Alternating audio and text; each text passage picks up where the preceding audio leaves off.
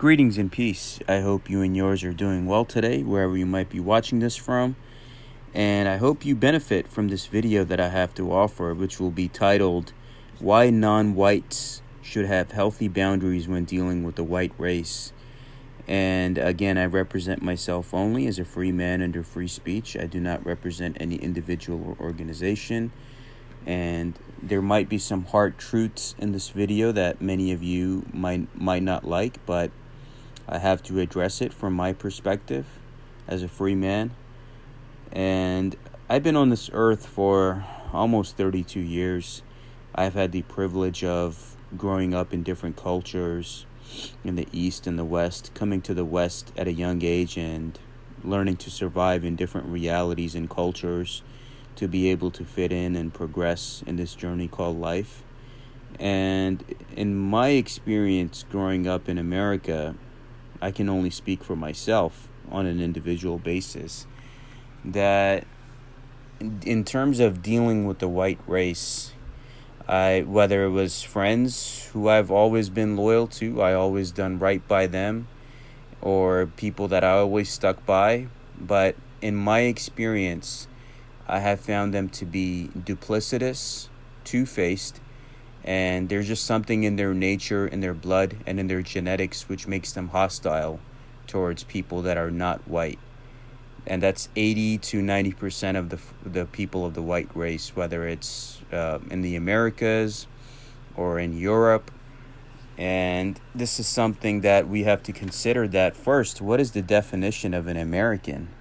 So if you go to the Webster's dictionary, especially the ones in the 1800s, which existed way before, is number one is adjective pertaining to America.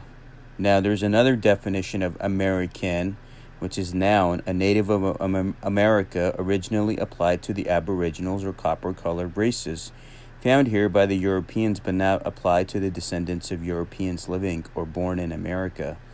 So the copper-colored people were the indigenous people of this land, and I myself have ancestry with the indigenous peoples after doing a DNA test with the Kennewick man, Native American man, and the Alaskan Siberian natives. So me coming to this country, I've just felt this hostility growing up, where you have passive-aggressive behavior, people just acting like in a weird way. It's like this weird energy that's always around you. They get off when they try to get you in trouble and things like that. I'm only speaking for myself here, and again, there are good white folks too, but you're like looking for a needle in a haystack. So out of the 80 and 90% that I'm condemning here, out of those, maybe it's like 5 or 10% that are good people, and those are usually like that I ran into that were either reverts to Islam, or they themselves had left the Western world and were living in the East, or others who were like teachers or mentors, or those on the spiritual path. Again, these people are a minority. The majority are devils in disguise, whom the non-white people must be careful of. And this is the reason why, in terms of their workspaces, where they live, they always deal with their own and stick with their own. So if me as a Pakistani guy goes to a white neighborhood, and I will feel that hostility right away, that I'm an uninvited guest, and 9 out of 10, I will have the police called on me. This has happened to me. I've been in workplaces with white folks, and there were some instances where they were using some of the female staff against me, and I was smart enough to get out of there before they got me or set me up in any kind of trouble. So I don't understand why it is in their nature to be hostile towards people who are non-white. I mean, look at it this way. I'm not condemning all of them, but there are some decent ones out there, like I pointed out. But the vast majority, the 85 to 90%, they're devout racist. Whether they're covert or overt, it's there. It's definitely there. I mean, look at the history. And wherever these people went, they colonized, destroyed, pillaged, raped all of the known world as we know it for the indigenous peoples. the Asian countries, the African countries, the British and the French, and all of that in between. All the havoc and chaos and heartache that this race has caused to the world. Even now, currently, what we see, the war crimes in Iraq, Afghanistan. So this savagery continues till this day. And what we saw with the Native Americans, all of these graves that were found in Canada, and how they were forced off of their lands, stripped of their identities. There's nobody that's of a benevolent nature that could do something like that. The atrocities committed by the white race, if you look at the history, whether under the guise of Christianity or the guise of any other identity or politics that they claim to do, in terms of the imperialism and colonialism and inquisitions and all of that in between, that has caused nothing but heartache and horror to the world. Even now, what we're seeing with the global inflation and the climate and all of that in between that's being destroyed, it's still global white supremacy. And if, let's say, the third world leaders, if they don't go by the tune of the white leaders, then they get them out, they stage a coup, and they place a puppet in their place. So white supremacy is not something that's limited to America or Europe. Their tentacles spread all over the world, so it continues to benefit their global order. And, myself, even coming from Pakistan, it was under the British Raj, and it's still under the British Raj. If you read the oath of the founder of Pakistan, Quaid-e-Azam Muhammad Ali Jinnah, whose oath was to be loyal to the British crown and their heirs and descendants.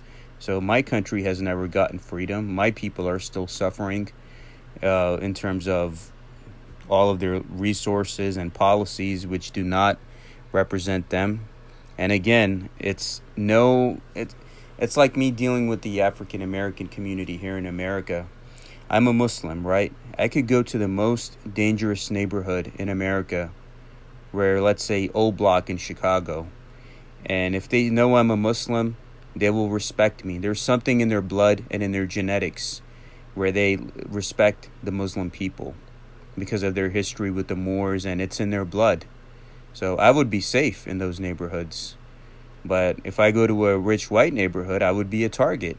So it's like what I tell many of my people in the Pakistani community that live in minority neighborhoods. And I tell them, I said, you rather live here, you rather work here and send your kids to school here, rather than go to a white neighborhood, work in a white place, and send your kids to a white school where they will be bullied.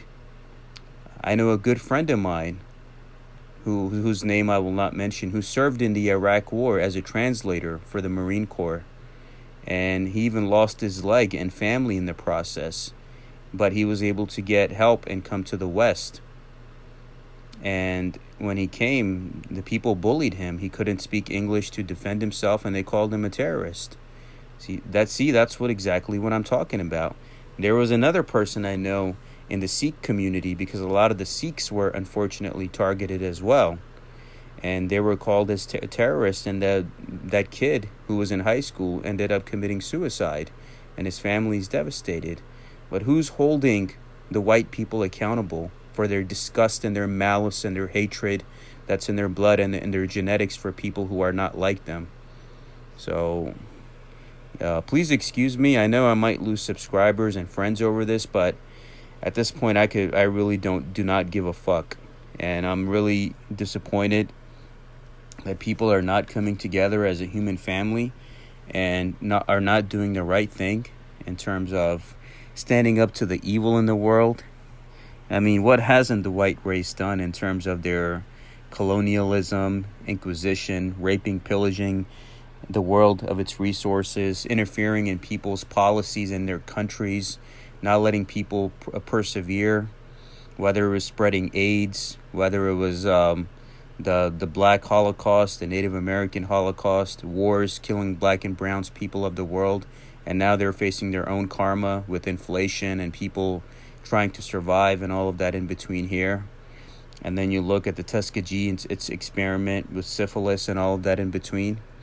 And if you try to interfere in their power and you tell them, leave us alone, it's like what many of the African countries are telling the French.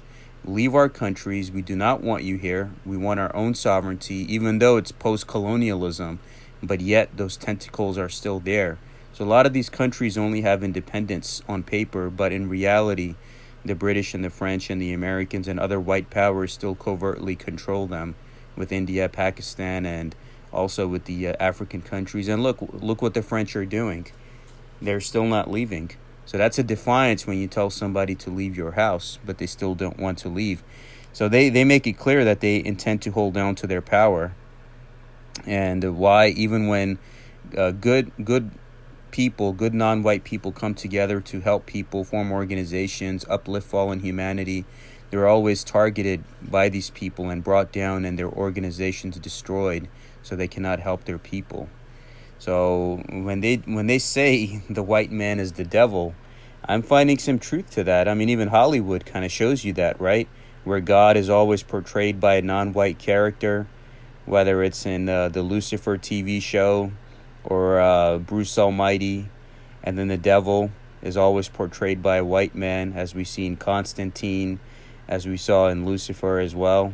So even when I had that dream of confronting that entity, it was a European aristocrat dressed in an all-white suit.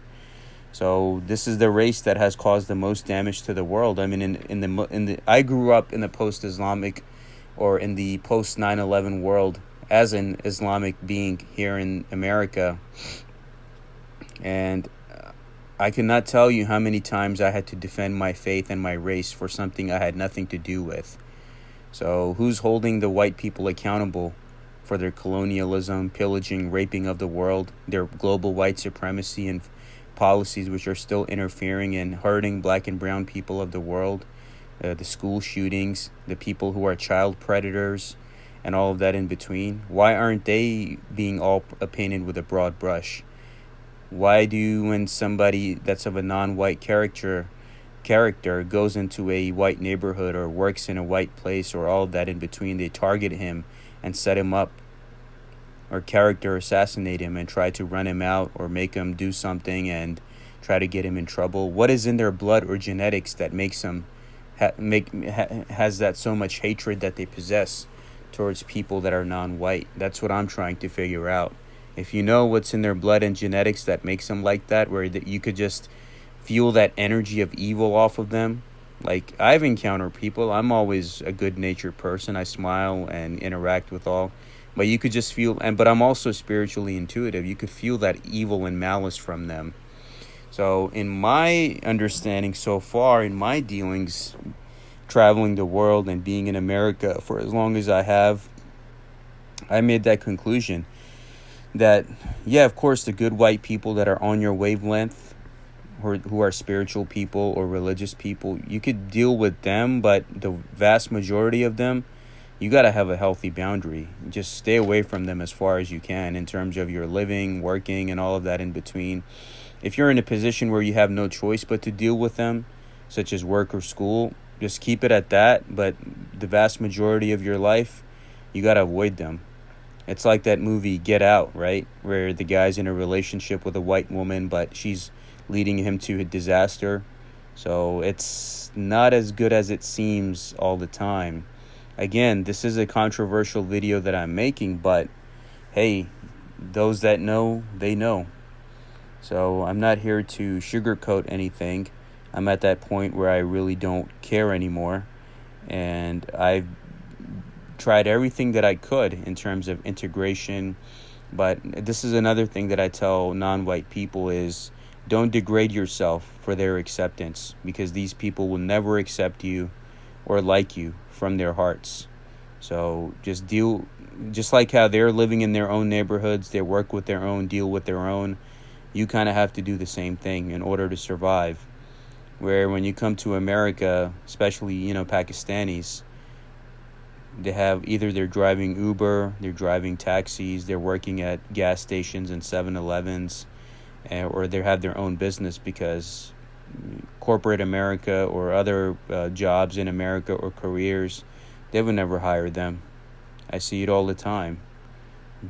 So there's that. So there is no way to succeed in this society. I have many of my friends and family who ask me, hey, how do I immigrate to England? How do I immigrate to America? And I tell them, yo, just stay where you are. You do not want to come here. Stay in your country and make your country a better place. Get a good job, good home, and live a much more peaceful life with a higher quality of life in your own countries where you're not always worried about having to watch your back all the time. So there's that. There's absolutely that. So if you're one of my white friends or subscribers that's listening to this video, no harm to you, but I have to address this topic where the white people in general are irredeemable and they never loved or cared about non-white people, and I do not want to fall victim to their evil and treachery. So that's why I'm choosing to avoid them from now on, unless I have no choice but to deal with them, whether it's a work matter or any other matter. But besides that, I'm keeping a healthy boundary.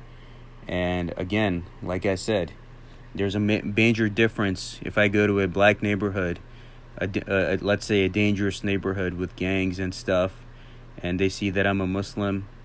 No one will ever dare even put a finger on me.